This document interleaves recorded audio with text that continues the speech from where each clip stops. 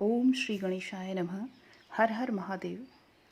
मित्रों, आज मैं आपके समक्ष सोमवार व्रत की कथा लेकर के आई हूँ। सोमवार के व्रत में आपको एक समय भोजन करना चाहिए। सुबह उठ करके ब्रह्म मुहूर्त में उठ करके स्नान आदि से निवृत्त होने के पश्चात सफ़ेद वस्त्र धारण करने चाहिए और शिवलिंग में जल अर्पित अवश्य करना चाहिए। जल, दूध, पंचामृत आप अवश्य अर्पित करें। एक समय ही भोजन करें और रात को जब आप भोजन करें तो उसमें मीठे का चुनाव करें, उसमें नमक न खाएं। तो सोमवार व्रत कथा इस प्रकार से है कि पौराणिक कथा के अनुसार किसी नगर में एक साहूकार रहता था। उसका घर धन धान्य से भरा हुआ था, लेकिन वह निसंतान था, जिसके कारण वह बहुत दुखी रहता था। संतान प्राप्ति के लिए वह प्रत्येक सोमवार के दिन व्रत रखता था और पूरी श्रद्धा के साथ शिव मंदिर जाकर भगवान शिव संग माता पार्वती की पूजा करता था। उसकी भक्ति देख माँ पार्वती प्रसन्न हो गईं।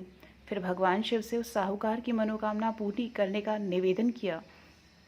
माता पार्वती की इच्छा सुनकर शिवजी ने कहा, हे पार्वती, इस संसार में हर प्राणी को उसके कर्मों का फल मिलता है। जिसके भाग्य में जो होता है उसे भोगना ही पड़ता है।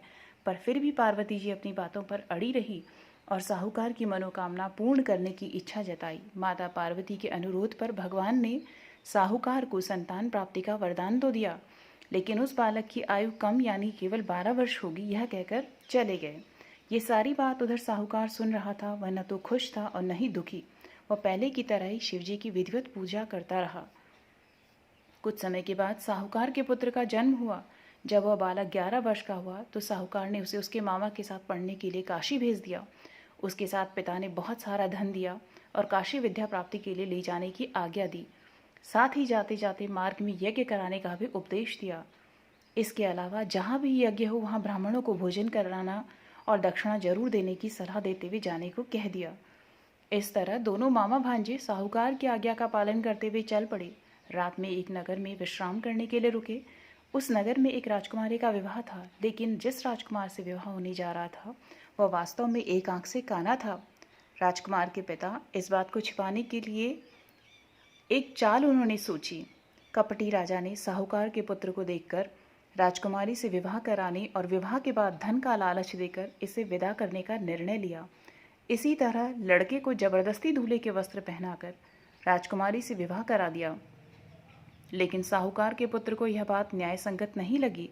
उसने मौका मिलते ही राजकुमारी की चुन्नी के पल्ले पर अपनी बात लिख दी कि तुम्हारा विवाह तो मेरे साथ हुआ है, लेकिन जिस राजकुमार के साथ तुम्हें विदा किया जाएगा वह असल में एक आंख से काना है। मैं तो काशी पढ़ने जा रहा था।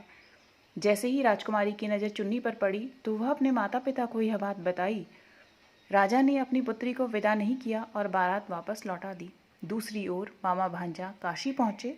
वहां जाकर उन्होंने यज्ञ कराया। जिस दिन लड़के की आयु 12 साल होने वाली थी उसी दिन यज्ञ रखवाया गया था। लड़के की तबीयत कुछ खराब होने लगी। तब उसके मामा ने कहा कि तुम कमरे के अंदर आराम कर लो। कुछ ही देर में उस बालक की मृत्यु हो गई। मृत भांजे की हालत देख मामा ने विलाप शुरू कर दिया। संयोगवश उसी समय माता पार्वती और शिवजी गुजर रहे थे वहां से। पार्वती ने एक बार फिर भगवान से कहा, हे स्वामी, मैं इसके रोने का स्वर सहन नहीं कर पा रही हूँ। कृपा करके आप इस व्यक्ति को के कष्ट को दूर करें। शिवजी उस मृत बालक को देखकर बोले, यह उसी साहूकार का पुत्र है जिसे मैंने 12 वर्ष की आयु का वरदान दिया था और अब इसकी 12 वर्ष की आयु पूरी हो चुकी है। लेकिन माता पार्वती इस बात से काफ़ी दुखी थी। उन्होंने महादेव से आग्रह किया और बोली, हे महादेव, आप इस बालक की आयु इसे देने की कृपा करें। इस पर भगवान शिव ने उस लड़के को पुनः जीवित होने का वरदान दे दिया। लड़के का प्राण उसके शरीर में वापस आ गए। फिर शिक्षा पूरी करके लड़का मामा के साथ अपने नगर की ओर वापस चल पड़ा। दोनों चलते हुए उस नगर में पहुंचे जहाँ लड़की का विवाह एक राजकुमारी से हुआ था। नगर के राजा ने उस लड़की को पहचान लिया और महल में ले जाकर उसकी खातिरदारी की। फिर खूब सारा धन और आशीर्वाद देकर अपनी पुत्री को विदा किया। इधर साहूकार और उसकी पत्नी भूखे प्यास रहकर बेटे की बेसब्री से प्रतीक्षा कर रहे थे। उन्होंने अपने बेटे की मृत्यु के समाचार पर प्राण त्याग देने का प्रण कर रखा था, लेकिन बेटे की को सही सलामत और जीवित होने का समाचार पाकर वह बेहद प्रसन्न हुई। उसी रात भगवान शिव साहूकार के सपने में आए और बोले, हे मनुष्य, मैंने तुम्हारे सोमवार व्रत रखने, इसी विधिवत पूर्व करने और व्रत कथा को सुनने से प्रसन्न होकर तेरे पुत्र को लंबी आयु प्रदान की है। तो दोस्तों, अगर आपको कथा पसंद आए तो उसको लाइक और सब्सक्राइब कीजिएगा। Thank you.